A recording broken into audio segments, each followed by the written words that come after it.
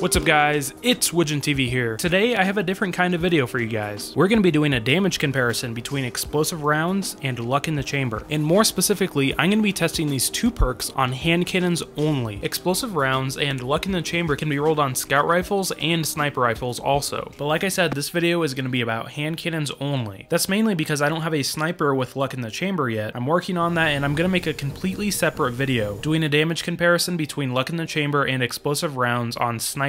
Now, it's important to keep in mind that I'm using two different hand cannons for these tests. I'm using a How Dare You at 386 light with explosive rounds, and a How Dare You at 386 light with luck in the chamber. Alright, so let's get started. So obviously, luck in the chamber gives you one random round in your magazine that will do extra damage. But if you are unaware that explosive rounds gives you extra damage, I highly suggest watching my explosive rounds video. It talks about how explosive rounds gives you the extra damage. I'll put a link to that video in the description below. Alright, so let's jump into weapon damage.